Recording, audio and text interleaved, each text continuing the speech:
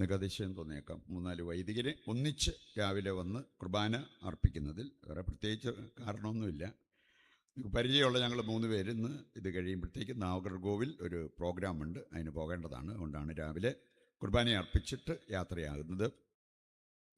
പരിചയമില്ലാത്ത അച്ഛൻ ജിജോച്ച് ഞങ്ങൾ MSF സഭയിൽപ്പെട്ട പൂന പ്രോവിൻസിലെ ഒരു വൈദികനാണ്.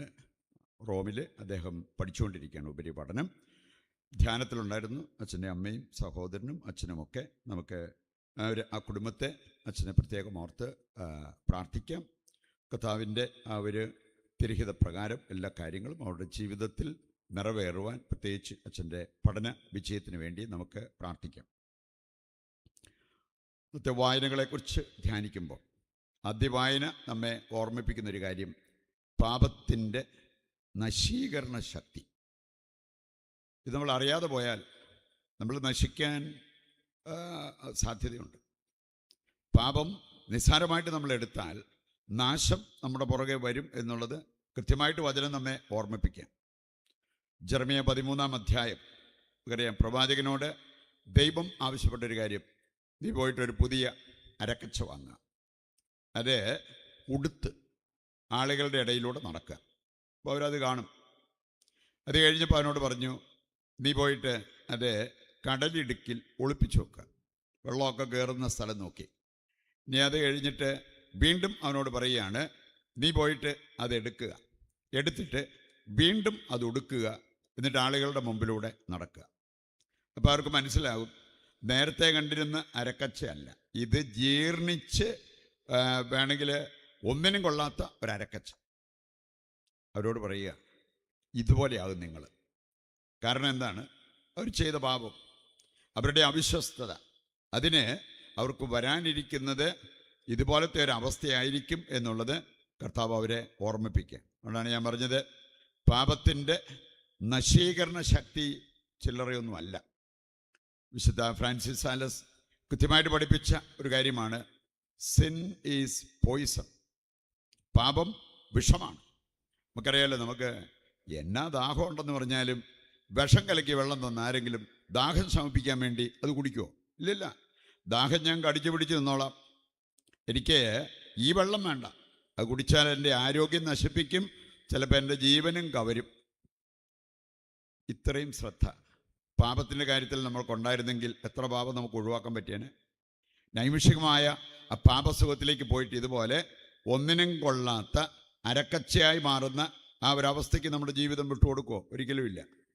ഇതേക്കുറിച്ച് നമ്മൾ ബോധ്യമില്ലാത്തത് കൊണ്ടാണ് താൽക്കാലികമായിട്ടുള്ള ആ ഒരു സുഖം, താൽക്കാലികമായിട്ടുള്ള ചില നേട്ടത്തിന് വേണ്ടി സ്വർഗം പോലും മറന്ന് നമ്മൾ പാപസുഖത്തിൽ മുഴുകുക.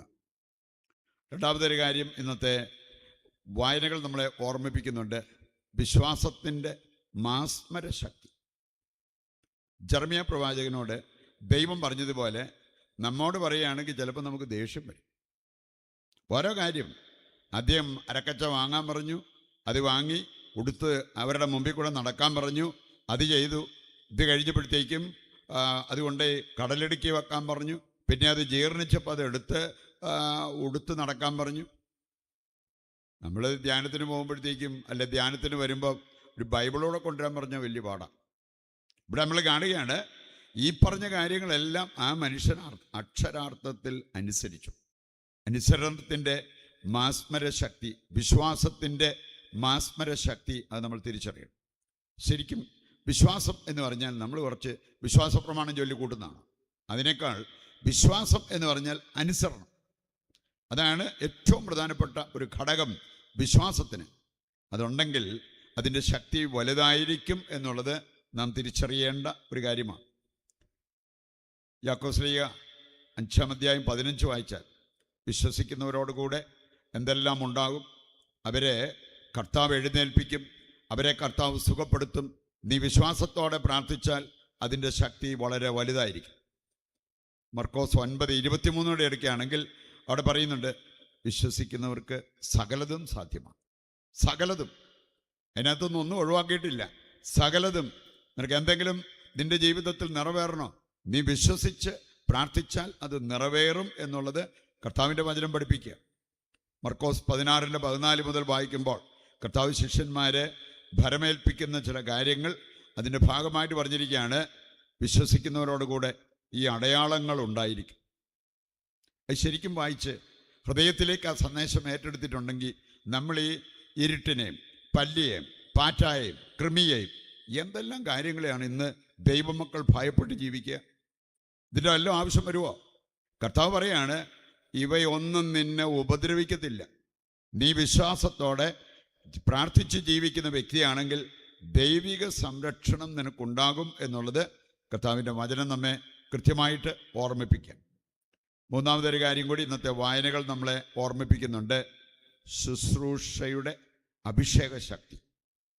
ഒത്തിരി പേരുടെ ജീവിതത്തിൽ ഈ അഭിഷേകം വെളിപ്പെടാതിരിക്കുന്നതിൻ്റെ, ദൈവിക ശക്തി വെളിപ്പെടാതിരിക്കുന്നതിൻ്റെ കാരണം ചെയ്യാവുന്ന ശുശ്രൂഷ പോലും ചെയ്യാതിരിക്കുന്ന. നമ്മളങ്ങനെ അലസരായിട്ട് കഴിഞ്ഞാൽ പിന്നെ ഈ അഭിഷേകം എവിടുന്ന് വരും? വെറുതെ ഉള്ളതല്ല അഭിഷേകം. അത് വിശുദ്ധ ഡോൺ ബോസ്കോ അദ്ദേഹം സൂചിപ്പിച്ച ഒരു കാര്യമുണ്ട്. ദൈവാനുഗ്രഹം ഒഴുകി വരുന്നത് അതിനുവേണ്ടി കഠിനാധ്വാനം ചെയ്യുന്നവരിലേക്കാണ്, അല്ലാതെ ഉറക്കം തൂങ്ങികളിലേക്കല്ല. അദ്ദേഹത്തിൻ്റെ വാക്കാണ്. ഉറക്കം തൂങ്ങികൾക്കല്ല ദൈവാനുഗ്രഹം ലഭിക്കുക, കഠിനാധ്വാനം ചെയ്യുന്നവർക്ക്. നമ്മൾ ഏത് പ്രായക്കാരാണേലും ഏത് ജീവിതാന്തസ്സിൽ ജീവിക്കുന്നവരാണേലും അധ്വാനശീലരാകണമെങ്കിൽ അധ്വാനശീലരാകാം. അലസരായി കഴിയണമെങ്കിൽ അലസരായിട്ട് കഴിയാനായിട്ട് നമുക്ക് സാധിക്കും. പ്രഭാഷകൻ 33:28 നമ്മെ ഓർമ്മിപ്പിക്കുന്നുണ്ട്. അലസത ഒരുപാട് തിന്മകൾ വളർത്തും. അങ്ങനെ ഒരു വ്യക്തിയായിട്ട് നമ്മൾ മാറരുത്. അങ്ങനെയുള്ളവരുടെ കുടുംബത്തിൽ പോലും അതിൻ്റേതായിട്ടുള്ള ആ ഒരു നഷ്ടങ്ങൾ, തിന്മകൾ, അതെല്ലാം നമ്മൾ കാണേണ്ടി വരും. അതുകൊണ്ട് ദൈവം നമ്മെ ക്ഷണിക്കുകയാണ് കർത്താവിനോട് ചേർന്ന് നിന്ന് അധ്വാനശീലരാകാൻ, ശുശ്രൂഷ ചെയ്യുന്നവരാകാൻ. 1 കൊരിന്ത്യർ 9:16 നമുക്ക് എങ്ങനെ മറക്കാൻ പറ്റും?